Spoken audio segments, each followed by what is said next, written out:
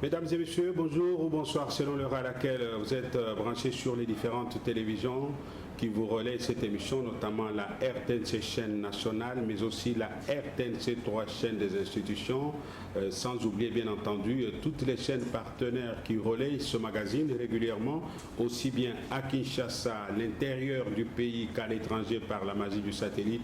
Aujourd'hui, nous recevons encore une fois un invité de marque qui vous est familier. Il s'agit de Maître Constant Moutamba, qui se trouve être chef de file de l'opposition républicaine en République démocratique du Congo, qu'il me soit permis de vous le dire d'entrée des jeux, qu'il est l'une des rares voix qui se sont levées lorsque le Congo-Kinshasa a été agressé par le Rwanda, pour appeler la population à la résistance, mais aussi exiger le départ de l'ambassadeur rwandais du Congo-Kinshasa, ce qu'il a obtenu avec le concours d'autres compatriotes, bien entendu.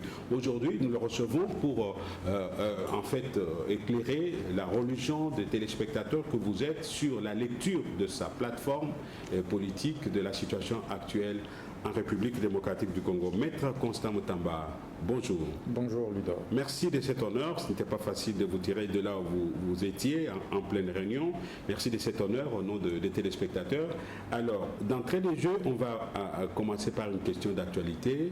C'est l'Est, notamment avec cette insécurité récurrente. Les Congolais avaient cristallisé leurs espoirs dans l'avènement de la force régionale dans les provinces en proie à l'insécurité pour pouvoir relever les défis sécuritaires. Mais hélas, malheureusement, le constat fait par le chef de l'État démontre bien entendu qu'il y aurait quand même une certaine complicité entre cette force et le mouvement terroriste du M23. Le 11 mai dernier, vous avez taillé bavette avec la presse pour donner votre position par rapport à cette question. Est-ce que vous pouvez nous aider à réduire les limites de notre sous-information sur votre position devant la presse, parce que tout le monde ne l'a pas suivi? Vous savez, Ludor, la dynamique progressiste révolutionnaire était l'une des premières forces politiques du pays, en l'occurrence de l'opposition, à avoir tiré la sonnette d'alarme sur la question de l'insécurité à l'est du pays, sur le danger, le risque qu'il y avait à accepter l'entrée des troupes des l'EAC sur le sol congolais. Mais personne ne nous avait suivis, personne ne nous avait écoutés. Nous avions entre autres alerté que ces forces étaient constituées des pays complices de l'agression dont est encore victime notre pays aujourd'hui. Et qu'il était plutôt nécessaire de repenser notre stratégie opérationnelle, de repenser les moyens logistiques mis à la disposition de nos forces armées, de réévaluer et revoir le solde de nos militaires au front. Cela n'a pas été bien compris. Nous sommes entrés dans cette aventure de l'EAC précipitamment et nous avons accepté malheureusement l'intervention des troupes de cette organisation sous-régionale dans notre pays. Aujourd'hui, il s'avère malheureusement qu'elle soit de connivence avec les terroristes du M23. Elles sont ensemble, elles vivent ensemble, elles se côtoient au quotidien et bref, continuent de s'aimer terreur et désolation aux côtés de terroristes du M23. Cela conforte notre thèse d'antan et c'est un satisfait pour nous que le président de la République ait donné un ultimatum pour le retrait de ses troupes de la RDC. D'ici le mois de juin. D'ici le mois de juin. Que d'avoir recouru aux forces de la SADC.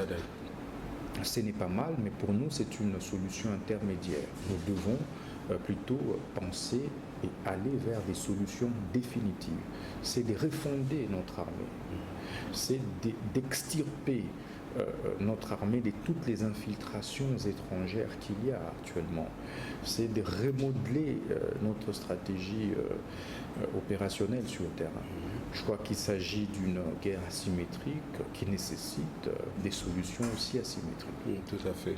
Est-ce que vous pensez que l'avènement à la tête du ministère de la Défense nationale et ancien combattant du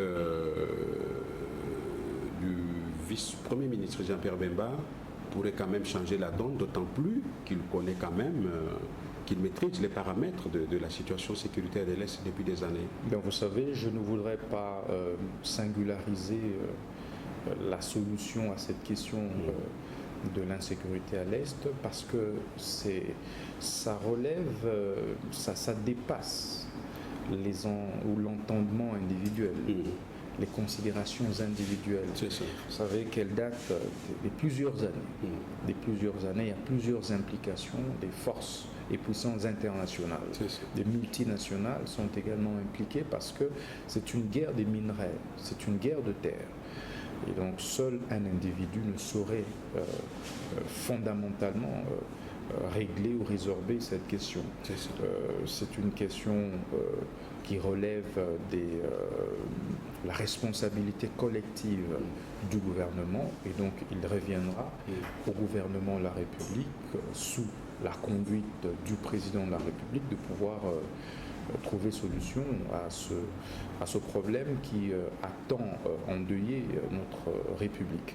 Mais il faut dire qu'au-delà du gouvernement de la République, il faudrait associer des forces centrifuges, de recréer la cohésion nationale en interne pour tant soit peu tenter de bouter hors d'état de nuire l'ennemi qui se pointe déjà aux portes ou aux portillons de la République, entre autres à l'est du pays. De plus en plus, c'est aux portes de la capitale, c'est dans le centre, c'est dans la partie ouest. Bref, la République est en danger et nous devons plus que jamais nous fédérer, créer la cohésion pour sauver les meubles, sauver ce qui devra l'être. Parce qu'en fait, nous ne parlons en République que parce que nous avons une terre, que parce que nous avons une population. Mais si celle-ci venait à être décimée, si ces terres venaient à être confisquées par des forces étrangères, vous et moi n'aurons plus la latitude que nous avons à ergoter, à discuter des questions d'État, des questions de cette République. C'est ça. Oui, parce que vous avez parlé de la fédération des énergies et des forces dans un élan patriotique pour bouter dehors l'ennemi. Est-ce que c'est dans ce sens-là qu'il va falloir inscrire la marche que pensait organiser l'opposition dans les rues de Kinshasa récemment, en y ajoutant un élément au-delà de l'aspect sécuritaire, la vie chère? D'abord, il faut noter, lui, que les manifestations publiques sont d'ordre constitutionnel. C'est un impératif constitutionnel qui est reconnu à tout citoyen. Vous l'avez fait plusieurs fois d'ailleurs, devant de foules nombreuses. Merci. Maintenant, ce qui diverge, ce qui nous oppose, c'est l'objet de cette manifestation publique qui est convoquée par l'opposition dite radicale. Vous-même étant aussi de l'opposition. De l'opposition républicaine. Nous considérons que si nos compatriotes de l'opposition radicale avaient marché contre la vie chère, en tout cas nous les accompagnerions. S'ils avaient marché pour exiger la paix à l'est du pays, nous serions derrière eux. Mais vous savez, et si même ils avaient tout simplement marché pour exiger l'organisation des élections dans le délai constitutionnel, nous serions autant derrière. Mais vous savez, lorsque ils ajoutent dans leur agenda la protestation ou mieux la récomposition de la CENI, là ça pose problème. Nous trouvons que c'est contradictoire. Nous ne pouvons pas dire une chose et son contraire. Une chose, ça veut dire on réclame l'organisation des élections à tout prix dans le délai constitutionnel. Parce que, il vous souviendra, ou vous êtes sans ignorer, que notre Constitution organise le cycle quinquennal d'organisation des élections ou l'alternance du point de vue gouvernance politique.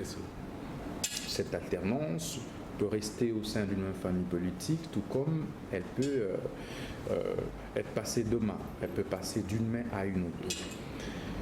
Et les dernières élections avaient eu lieu en décembre de l'année 2018. Ça veut dire que véritablement, arithmétiquement, en décembre 2023, il faudra renouveler les institutions de la République au travers des élections, parce que nous sommes dans une démocratie représentative. Si ça n'était que ça, l'opposition républicaine que nous sommes, nous soutiendrons. Mais maintenant que nous sommes en train d'aller vers des élections en décembre 2023, mais en même temps, nous réalisons que nos amis de l'opposition radicale, en même temps, exigent la recomposition à CENI, nous nous disons qu'il y a contradiction. Il y a une telle contradiction patente que l'on ne saurait en ce moment refonder, recomposer les organes de la CENI. La Cour constitutionnelle aussi fait partie de leurs exigences. Pour autant, vous savez que c'est chimérique. Nous ne voulons pas de la chimère. Parce que le temps qui reste devant nous n'est pas notre allié. Nous devons aller aux élections. Et les questions de choix d'individus, vous le savez, c'est des questions généralement qui ne trouvent jamais de consensus, qui ne mettent jamais tout le monde d'accord. Il y aura toujours des frustrés. Il y aura toujours des mécontents. Faut-il bloquer la marche de la République à cause des sentiments personnels, égoïstes, à cause de l'égocentrisme de certains compatriotes, à cause de la gloutonnerie de certains? Non, je crois que la République doit avancer, le train est déjà en marche. Nos amis de la CENI qui sont là sous la conduite du président Denis Kadima, qui conduit de main de maître cette institution, cette centrale. Nous l'avons remarqué avec les dernières opérations de la révision du fichier électoral, qui ont été menées avec beaucoup de compétences, avec beaucoup de professionnalisme, avec beaucoup d'humilité. En un temps record, on a réussi à enrôler plus de 47 millions de Congolais. Je crois que nous devons, y compris ceux de la diaspora. Et donc, je crois que nous devons faire chandelle à cette équipe.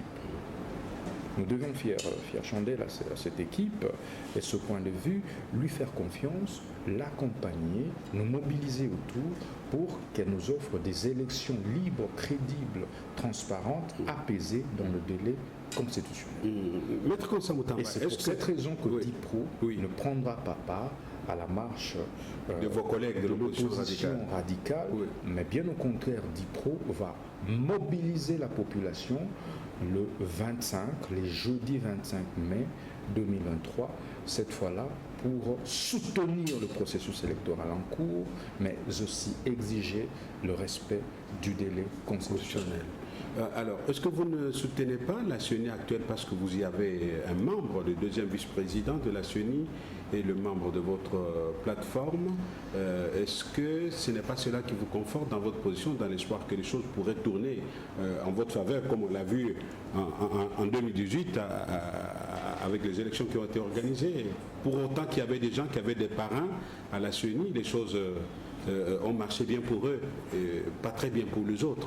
Vous-même, qui en étiez victime, élu sénateur à Lubao, dans la Lomami, vous avez été invalidé pour une seule voix sur une dictée, selon ce que j'ai lu dans les médias, de quelque part. Et puis, député provincial aussi, vous avez été empêché de siéger. Je ne prêche pas pour ma propre chapelle, mais je suis aussi l'une des victimes de ce gangstérisme judiciaire. Est-ce que ce n'est pas parce que vous êtes sûr d'un parrainage quelque part que vous tenez à tout prix qu'on ne recompose pas la CENI? Non, vous savez, nous sommes des républicains, nous sommes des nationalistes. Nous avons mené plusieurs combats, plusieurs batailles pour la République dans ce pays. D'aucuns ont cru, lorsque nous menions cette révolution, que nous étions manipulés, nous étions les marionnettes du pouvoir en place, de l'union sacrée. On nous a même étiqueté l'union sacrée. Mais le temps étant un pouvoir réparateur, il a fini par nous donner raison. Nous n'avons pas signé la charte de l'union sacrée, nous n'avons pas fait notre entrée au sein du gouvernement de l'Union sacrée, nous n'avons pas fait notre entrée au sein des entreprises publiques en tant que membres de l'Union sacrée. Nous demeurons membres de l'opposition politique. Ce n'est pas peut-être parce que vous n'avez pas un poids politique requis pour prétendre à des postes ministériels et même à des portefeuilles de l'État. Peut-être bien. Peut-être que vous avez raison. Franchement. Je crois que les plus importants, c'est la République. C'est la République. Okay. Nos intérêts importent peu. Oui. Nous voulons avoir des élections dans le délai constitutionnel. Est-ce que le fait que vous n'ayez pas signé la charte de l'Union sacrée ne pourrait pas donner prétexte aux autres de dire que vous êtes effectivement aussi, comme les autres l'ont dit, la prolongation d'une main noire du FCC quelque part? Non, mais je crois que maintenant du FCC, il y a eu des divergences assez sérieuses sur cette problématique du choix des animateurs qui devaient représenter l'opposition politique au sein de la CENI. Et ces divergences nous ont conduit à des distances assez nettes avec nos anciens camarades du FCC. Nous nous sommes assumés et en créant notre propre plateforme politique qui s'appelle Dynamique progressiste révolutionnaire. Révolutionnaire parce que nous avions fait une révolution de palais.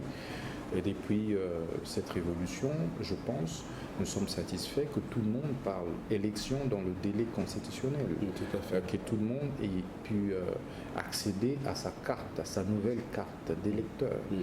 Je crois que ce sont des efforts, des consolidations, des cristallisations de notre jeune démocratie qui nous importent. Pour le reste, vous savez, vous pouvez être caricaturé comme vous voulez, aussi longtemps que vous ne vous reprochez de rien, continuez à œuvrer pour la République. Tout à fait. Alors, vous avez encensé tout à l'heure dans votre argumentaire l'actuel président de la CENI, Denis Kadima, mais il est contesté fondamentalement par son prédécesseur, Corneille Nangaa, qui dit que les 47 millions d'électeurs enrôlés, c'est chimérique, et qu'il est impossible pour lui d'organiser des élections véritablement crédibles. Est-ce que lui-même avait organisé des élections crédibles? Est-ce que Nangaa a-t-il des leçons d'éthique, de moralité à donner à Denis Kadima? Mais il a dit. Je crois qu'à un certain moment, on doit être sérieux dans cette République. Si cette République souffre autant parce que nous tolérons tout, nous tolérons n'importe quoi, mais c'est aussi vous les journalistes. Comment vous pouvez prêter flanc, comment vous pouvez prêter oreille à quelqu'un véritablement qui a tué, qui a nivelé vers le bas notre démocratie?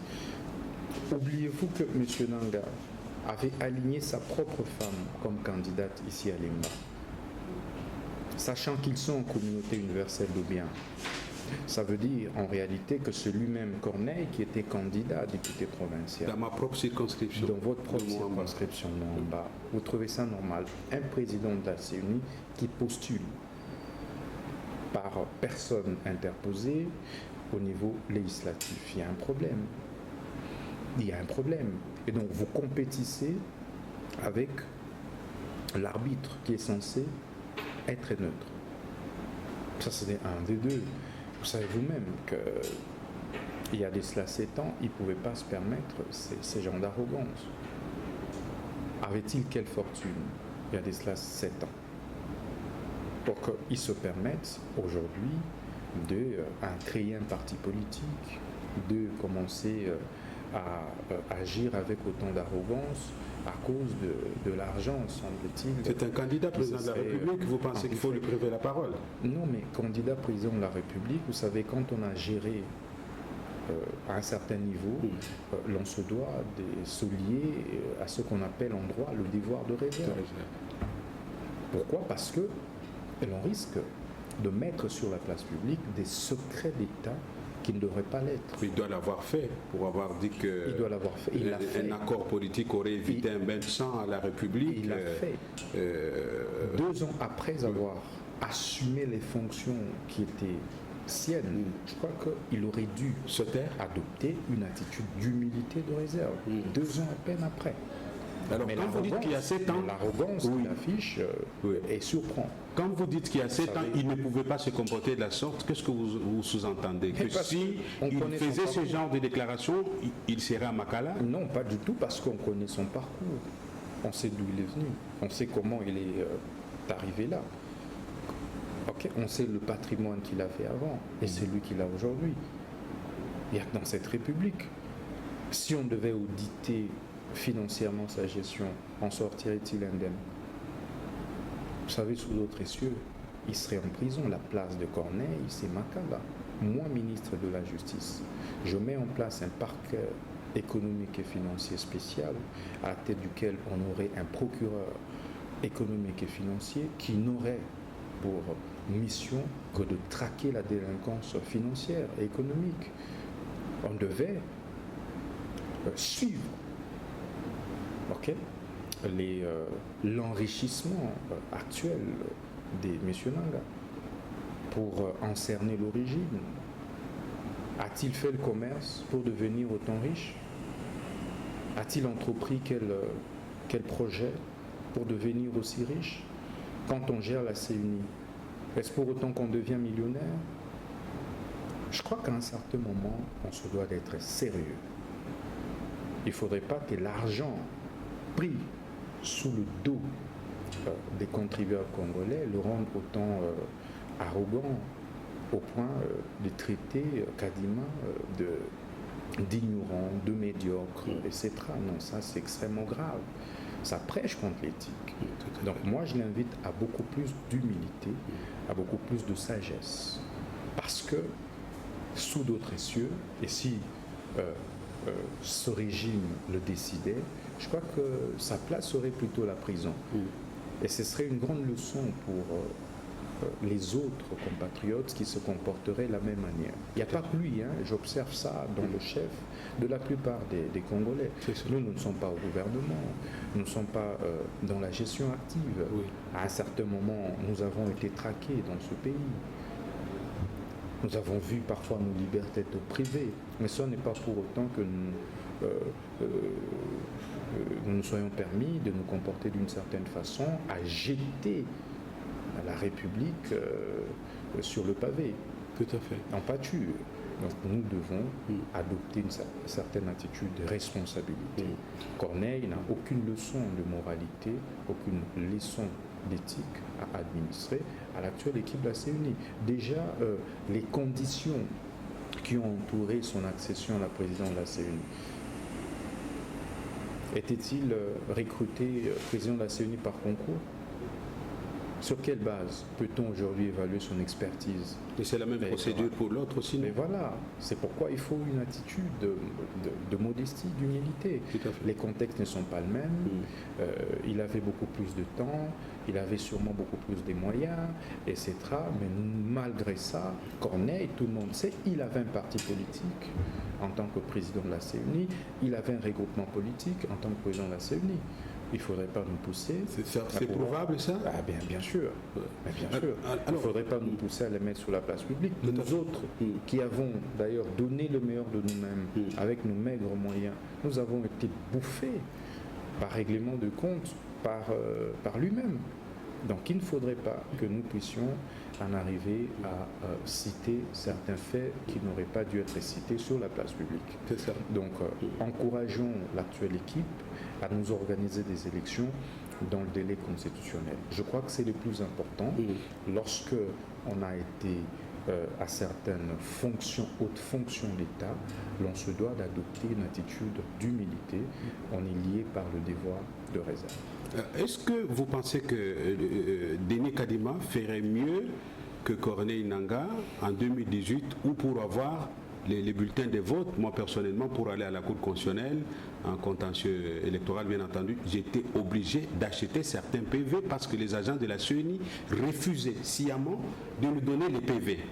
Donc vous savez, est-ce que les choses se feront autrement en 2023 pour qu'on ne connaisse pas cette histoire des nominations des députés, des gens qui ont été élus, qui ont des arrêts jusqu'à aujourd'hui jamais abrogés, mais empêchés de siéger et non indemnisés? Vous savez, lui, ce que je sais de l'actuelle équipe après avoir observé son modus operandi, son mode opératoire, quant à l'organisation de l'opération de la révision du fichier électoral, je suis parfaitement convaincu que les choses ne ressembleront pas à 2018.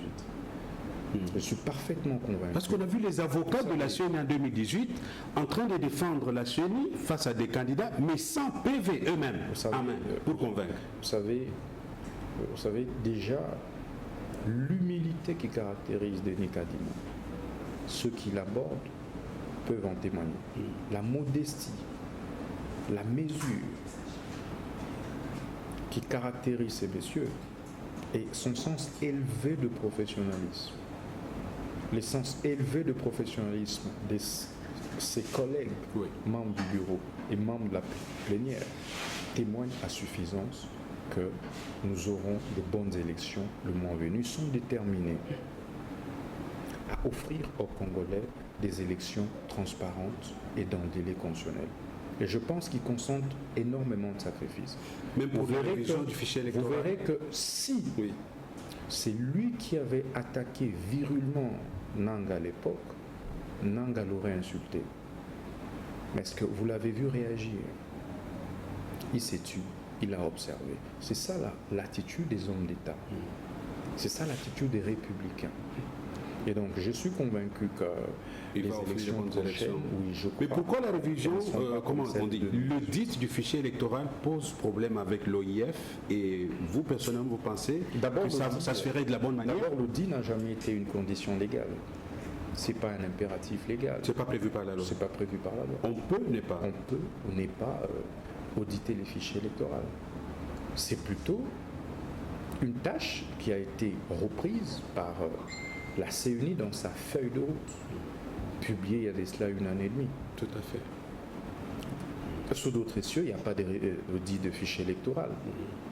Partout en Afrique, ici, on n'a jamais audité le fichier électoral. C'est seulement par devoir des transparences, par souci des transparences, que l'équipe Kadima a prévu dans sa feuille de route l'audit du fichier électoral, l'audit externe, parce qu'il y a eu audit interne de ce fichier. Tout à fait. Et ce point de vue, vous comprenez qu'il n'y a pas d'obligation quelconque imposée à la CENI à pouvoir recourir à telle ou telle expertise. C'est ça. Pour auditer le fichier électoral. Au moment où je vous parle, je suis rassuré parce que la CENI vient de désigner les auditeurs externes et donc nous attendons les résultats. Nous, opposition républicaine, nous sommes prêts à pouvoir y passer, nous rendre compte de ce qui s'est réellement passé et puis communiquer à notre population. Tout à fait. Alors, on va devoir terminer, Maître Constant Mutamba, parce que vous avez des tâches qui vous attendent immédiatement après cette émission. Mais on ne saurait clore cette émission sans parler quand même de la dynamique de votre opposition révolutionnaire. Est-ce qu'au point de vue interne, tout marche bien? Vous projetez une marche le 25 mai. Comment ça va se passer? Est-ce que vous avez déjà les autorisations requises pour le faire? Les objectifs escomptés, vous l'avez effleuré en passant. Vous savez, pouvez éclairer. L'opposition républicaine se porte très bien, tient ses réunions assez régulièrement, continue. Il n'y a pas de guerre de palais. Non, pas du tout. Nous sommes suffisamment matures pour essayer de contenir nos divergences, évidemment qui ne manquent jamais dans des superstructures comme celle-là. Mais avec beaucoup de modestie, nous essayons de nous accorder sur toutes les questions qui divergent en interne. Mais ce qui est important à savoir, c'est que la marche que nous projetons d'organiser le 25 mai courant aura pour objectif d'exiger le respect du délai constitutionnel. Les élections présidentielles, législatives, nationales et provinciales doivent être organisées dans le strict respect du délai constitutionnel. Ça veut dire le 20 décembre 2023, nous devons aller aux élections. 2, c'est de soutenir par conséquent le processus électoral actuel tel quel. C'est de soutenir la composition du bureau actuel. Parce que toucher à cette composition, se remettre en cause tout le travail qui a été abattu. Donc nous serons prêts à pouvoir attendre encore 25 mois, parce que la mise en place de l'actuel CENI nous a pris 25 mois. Est-ce que le peuple congolais est prêt à attendre jusqu'en 2025 pour se voir offrir des élections libres, démocratiques et transparentes? Je dirais non, le peuple est impatient de renouveler ses représentants au niveau des assemblées législatives, assemblée provinciale, assemblée nationale, même Sénat. Le peuple est fatigué, il est impatient de voir soit comment renouveler son mandat à l'actuel président de la République ou accorder son mandat à un autre locataire au palais présidentiel. Le peuple est impatient. De ce point de vue, nous devons impérativement soutenir cette équipe qui vient de nous accorder de nouvelles cartes d'électeurs, qui vient de nous constituer un nouveau fichier électoral pour pouvoir nous offrir. Savez-vous que le gouvernement de la République a déjà débloqué plus de la moitié des fonds destinés à l'organisation des élections? Alors, doit-on jeter tout ça dans l'eau pour faire plaisir à qui? Je crois que le train était déjà en marche.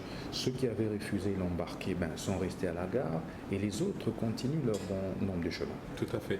Alors, par rapport à vos collègues de l'opposition que vous avez taxés de radicales, depuis plusieurs cycles électoraux, il est difficile à l'opposition de choisir un candidat unique, mais visiblement, les choses semblent se mettre en place pour ceux qui sont avec vous dans l'opposition, dans l'autre aile, pour obtenir éventuellement un candidat unique. Que deviendrez-vous si cela arrivait sans vous? Parce que vous avez dit que vous n'avez pas signé la charte de l'Union sacrée, ça veut dire vous n'êtes même pas. Non, parce que vous aurez votre candidat. Pas du tout, pas du tout. Nous sommes de l'opposition républicaine. Nous ne sommes pas nulle part. Si pour vous, être acteur politique, faire de la politique, c'est d'être derrière des individus que vous appelez entre guillemets des légendes, il y a un problème. Alors si ces individus étaient légendes, ce pays serait légende. Mais nous venons avec l'esprit du renouveau politique, parce que nous considérons que le plus grand mal du Congo, c'est sa classe politique, de manière générale. Nous sommes alignés du camp de l'opposition républicaine. De ce point de vue, nous alignerons des candidats à tous les niveaux. Y compris au niveau présidentiel. Je dis à tout niveau. Le moment venu, nous allons aligner et rendre publique la liste de nos candidats à tout le niveau. Au niveau législatif national, provincial, au niveau présidentiel, sénatorial, gouverneur, le moment venu. Et donc, vous pouvez être convaincu et sûr que l'ambition pour nous n'est pas de nous aligner derrière ceux qui ont détruit la République depuis 60. Les mêmes individus qui nous offrent les mêmes discours politiques, le même label, les mêmes noms, les mêmes dénominations, les mêmes stratégies, mais à des contextes totalement différents. Nous voulons offrir au peuple congolais une nouvelle offre politique. Tout à fait. Et donc, pour ces élections 2023, vous pouvez être rassuré que bon nombre des jeunes qui croient dans cet idéal républicain révolutionnaire vont se brasser autour de DIPRO et seront alignés comme des candidats du changement, candidats du renouveau politique. Tout à fait. Mais parce que vous n'avez aucun membre dans le gouvernement, vous n'êtes pas dans les entreprises, d'où vous viendrez les financements? Parce que les élections coûtent cher. Est-ce que vous n'avez pas quand même une source de financement fantôme que vous ne saurez pas dévoiler sur ce plateau? Parce que ce n'est pas facile. Les élections, vous en avez l'expérience comme nous autres, ça demande les yeux de la tête. Comment allez-vous aligner les candidats à tous les niveaux sans argent? Si vous avez 1 million de militants qui se cotisent $1, vous avez $1 million. Si vous en avez 2 millions, vous avez $2 millions. La DIPRO est sur l'ensemble du pays à ce jour? Absolument. Dans toutes les provinces? Bien sûr que oui. Okay. Pour l'instant, je vous informe que la DIPRO a fini de recruter ses candidats. La DIPRO avait déployé des missionnaires à travers l'ensemble du pays, dans toutes les provinces, qui ont élaboré un travail de terrain, des repérages, et des recrutements des candidats à la base. Au moment où je vous parle, nous attendons de pied ferme la convocation des électorats pour y prendre part active. Alors, on va terminer par cette petite question directe. Alors, de tous ces candidats qui sont dans l'opposition parallèle à la vôtre, lequel vous fait peur de tous ces candidats? Fayoulou, Katumbi, Matata, Sessanga, Mukwege, que sais-je encore? Lequel vous fait vraiment peur? Et vous, et même l'Union sacrée? Vous savez, dans toute élection, tout candidat doit faire peur. Parce que toutes les élections sont révélatrices des surprises. Toutes les élections à travers le monde. Et depuis leur commencement. Et donc, prétendre n'est pas craindre un adversaire, minimiser un adversaire, c'est une erreur majeure en politique. Qui qu'il soit, de quel bord politique qu'il soit, d'où qu'il vienne, sachez que ce candidat peut toujours surprendre. Parce qu'il y a ce qu'on appelle en sciences politiques les chamans,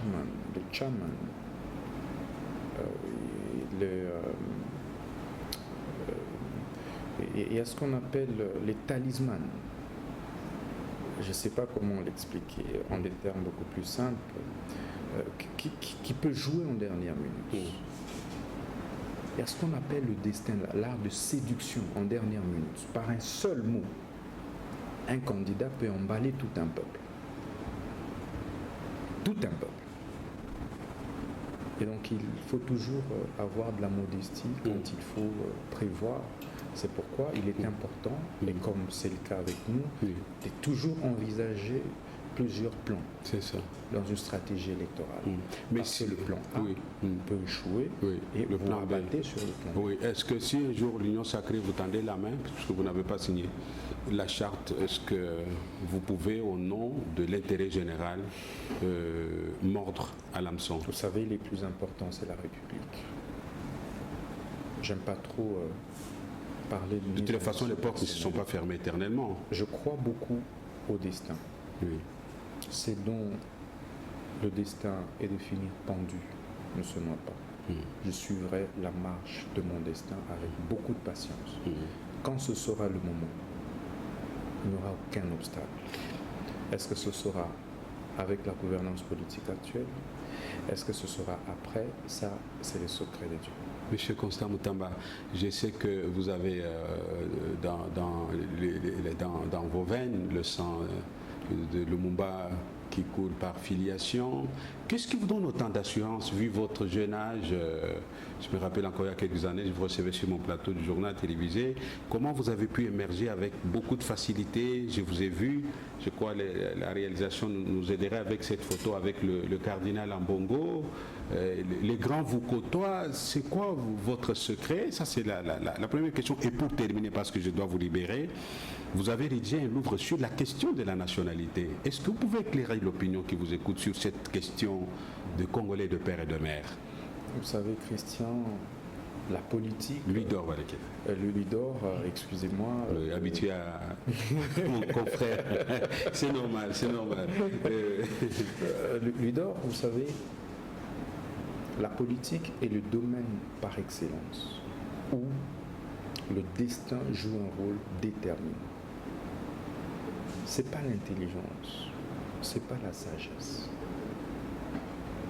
c'est pas la connaissance, c'est pas la fortune, mais c'est le destin.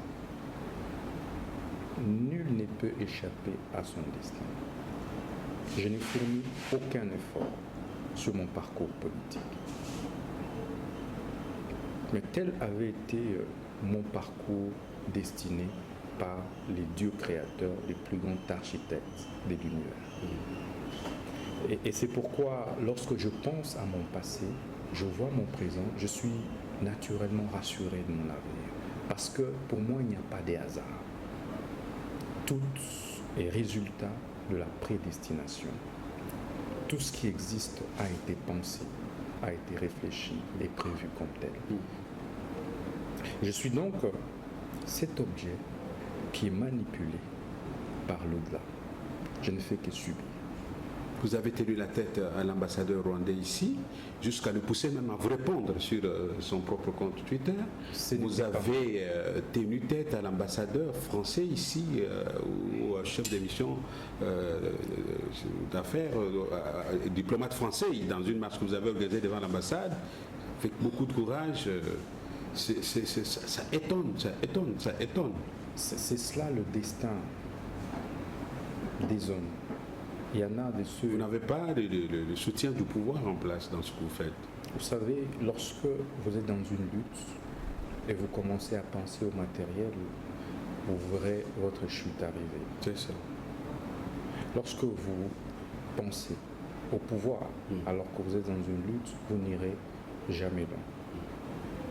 Je me bats pour une cause noble et je me suis toujours battu pour une cause noble. Au-delà de l'argent, je vis détaché du matériel.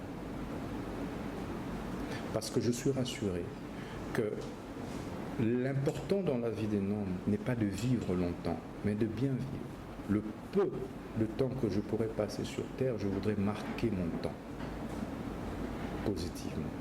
Je voudrais que le jour où je n'existerai plus physiquement sur cette terre, que les Congolais gardent une bonne image de moi. Voilà l'idéal qui a toujours guidé ma lutte politique. L'image d'un bon Congolais de père et de mère. Et donc, de ce point de Pour vue, terminer. de ce point de vue, je peux vous rassurer que je suis un homme patient. Je sais accorder plus d'importance au temps. Je suis convaincu que le temps finit par remettre chacun à sa place. Le temps finit par réparer toutes les injustices sociétales. Le temps, c'est les plus grands alliés du destin, le temps. Voilà pourquoi parfois les gens ont l'impression que je touche au gris-gris, etc. Non. Si fétiche il y avait, tout le monde y recouриrait et tout le monde deviendrait féticheur, deviendrait meilleur. Pour devenir meilleur, au-delà du destin, il faut se donner le temps de se forger. La grandeur se forge. Les sacrifices que je consens, les sacrifices que consentent des grands pour qu'ils deviennent en réalité, sont inimaginables. Des privations inimaginables. Et donc, Louis d'Or, je puis revenir une fois de plus sur votre question et vous rassurer que le destin est le destin. Il faut beaucoup s'y accrocher. Nombreux sont ceux qui tapent à côté de leur destin à cause de la précipitation, la convoitise. Certes, j'aurais dû être membre du gouvernement, j'aurais dû être membre d'une entreprise publique, j'aurais dû être député. Ce sont les jeunes de ma génération, et la plupart, que parfois j'ai formés, qui m'ont peut-être pris pour modèle. Mais c'est cela leur destin. Quand viendra mon temps, je ne fournirai aucun effort. S'agissant de la loi, oui, j'ai écrit un premier livre sur la question de la nationalité en 2015, où j'ai démontré la nécessité pour la RDC d'ouvrir sa nationalité. Parce que jusqu'à aujourd'hui, l'article 10 de notre Constitution, l'article 1er de la loi du 12 novembre 2004 sur la nationalité congolaise, pose le principe de l'unicité et de l'exclusivité à la nationalité congolaise. À partir du moment où un Congolais d'origine ou par acquisition acquiert une nationalité étrangère, perd automatiquement la nationalité congolaise. Nous disons non. Avec l'évolution du monde, il faut impérativement redonner la chance, par exemple, à ces millions de Congolais de la diaspora qui sont obligés, pour raison de survie, d'acquérir les nationalités étrangères, de garder en même temps leur nationalité congolaise d'origine, par exemple. Et là, nous avons proposé le principe de l'irrévocabilité de la nationalité congolaise d'origine. Et nous sommes d'accord qu'à partir du moment où vous avez opté pour une double nationalité, entendue au sens large, lato sensu, comme multiple nationalité, vous privez vous-même du droit d'accéder à certaines hautes fonctions de la République pour naturellement juguler, empêcher de tomber dans le conflit. L'infiltration, oui. Conflit d'intérêts. Et donc, nous avons chuté par proposer une proposition de loi que vous avez déposée en effet à l'Assemblée nationale qui apporte 30 innovations. Au moment où je vous parle, nous venons de soumettre la deuxième édition du même ouvrage qui aborde la question dans son actualité à l'éditeur qui pourra le publier dans les jours qui viennent. Donc une fois que l'éditeur qui est en Europe publie l'ouvrage, eh bien, nous vous inviterons pour son vernissage. Très bien. Très bien. C'est là où nous essayons d'aborder la question de la loi Tchiani, la réponse que certains compatriotes y ont réservée. Je l'ai analysé sur le plan politique, sociologique, mais aussi juridique. Tout à fait. Mais d'emblée, sur le plan de droit, ce que les Congolais doivent noter, c'est que en l'état actuel de notre arsenal juridique, de notre législation, de notre constitution, voter, valider la proposition de loi Tchiani serait violer intentionnellement la constitution. Pourquoi ? Parce que l'article 220 de notre Constitution dispose que nulle révision de la Constitution ne peut avoir pour objet de réduire les droits et libertés fondamentaux des citoyens.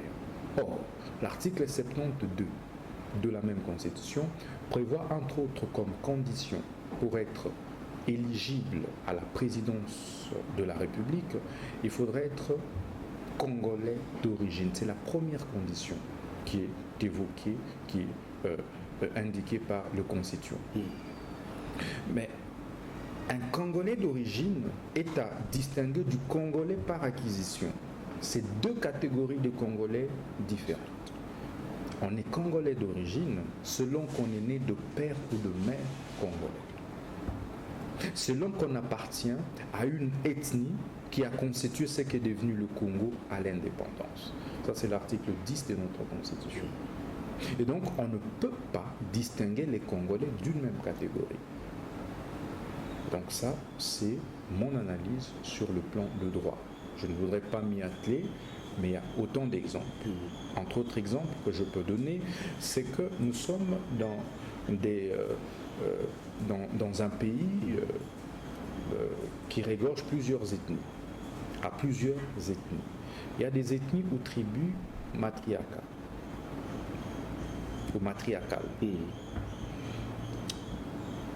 Ludor Balekelai, par exemple, né d'une mère Moulubakat, d'un père étranger. C'est un cas de figure. Je ne dis pas que c'est ça la vérité. Exact. Chez les Baloubakat, il se fait heureusement pour vous que vous êtes de la lignée royale, mais votre père est italien ou zambien. Il arrive que vous puissiez succéder au trône. La coutume vous donne droit de succéder au trône en tant que fils de votre mère Moulubakat. On est d'accord? Oui. Ça veut dire que tous vos sujets ethniques seront obligés de vous faire allégeance. On est d'accord? Si je suis Moulubakat, je vous appellerai Moulopoué. On est d'accord? Famille royale. Ok. Oui. Si c'est dans le Congo central, je vous appellerai Limi. Alors, mais comment vous justifiez le fait que moi, votre sujet, qui vous appelle Moulopoué, je vous refuse le droit d'accéder à la magistrature suprême au niveau du pays, alors que la nationalité congolaise repose sur les considérations ethniques. Je venais de l'expliquer. Oui. On est congolais d'origine parce qu'on est d'abord Moulouba. Parce qu'on est d'abord Mouyanzi. On est Moussongi, on est Moutetela, etc.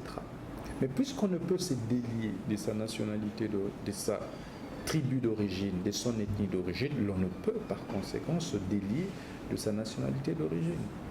Donc il y a eu des contradictions graves lors de la rédaction de notre constitution et qui plongent actuellement ce pays dans des polémiques politiciennes inutiles. La nationalité, c'est une question aujourd'hui factuelle. En fait, c'est une question de droit qui peut être réglée à tout moment. Quelqu'un peut acquérir une nationalité parce qu'il est né sur ces sols-là, simplement. Et il acquiert la nationalité d'origine de ce pays-là. Savez-vous que dans notre pays, et congolais d'origine, un enfant nouveau-né trouvé, des pères inconnus. On peut ramasser vraiment un blanc ici. Un blanc né ici. Vous voyez vraiment que ce petit bébé ici, c'est un blanc. On le retrouve en Djili. Mais puisqu'on ne connaît pas ses parents, il est congolais d'origine. Est-ce qu'on est d'accord? Ça vous donne le dit. Tout comme lorsque vous êtes aux États-Unis, vous donnez naissance à un enfant. Cet enfant acquiert automatiquement la nationalité américaine. Je pense que nous considérons que ceux qui ont triché à la loi, ceux qui ont fraudé à notre constitution, qui jusqu'aujourd'hui prescrit encore les régimes de l'unicité et de l'exclusivité de la nationalité congolaise, ceux-là qui pendant ce temps ont acquis d'autres nationalités ne peuvent pas prétendre accéder à la magistrature suprême. Ça, c'est des fraudeurs. On ne peut pas accepter que celui qui est censé gouverner des millions de Congolais soit tricheur, soit fraudeur à la Constitution et à la loi. Je pense que de cette façon, on réussira à juguler l'immoralité politique. Merci beaucoup. Au plus haut sommet de l'État. Merci. Et ce sont des propositions que nous avons reprises dans notre proposition de loi. Merci de tout cœur, Maître Constant Moutamba. Je n'avais pas envie de vous relâcher malgré les occupations que vous avez. Mesdames et messieurs, nous arrivons pratiquement à la fin de cette belle émission, je vous l'avoue, et vous l'avez senti vous-même, avec Maître Constant Moutamba, qui se trouve être chef de file de la dynamique de l'opposition révolutionnaire. Donc avec lui, nous avons essayé de passer en revue quelques questions d'actualité en République démocratique du Congo, notamment la situation de l'Est, avec le souhait qu'il a exprimé de voir la force régionale, bien entendu, exécuter la volonté exprimée par le chef de l'État, donc de plier bagage au plus tard le mois de juin. Mais nous avons parlé aussi du processus électoral. Il a fait ses analyses, une analyse comparative d'ailleurs entre les élections de 2018 qu'il considère comme étant mal organisées et accorde la chance à l'actuel CENI pour organiser des bonnes élections tout en évitant ses collègues de l'opposition radicale à ne plus exiger la recomposition de la CENI parce que ça mettrait le pays en retard de 25 mois pour préparer les élections que tous les Congolais appellent de tous leurs voeux d'ici le 20 décembre 2023. Et nous avons terminé par son analyse scientifique sur la question de la nationalité congolaise qui fait débat dans l'espace public congolais. Maître Constant Moutamba, encore une fois, merci d'avoir répondu à les questions. Merci, Ludo. Dans l'espoir que nous allons vous retrouver après la publication de l'ouvrage. Merci, Ludo. Mesdames et messieurs, d'ici là, portez-vous très bien. Au revoir.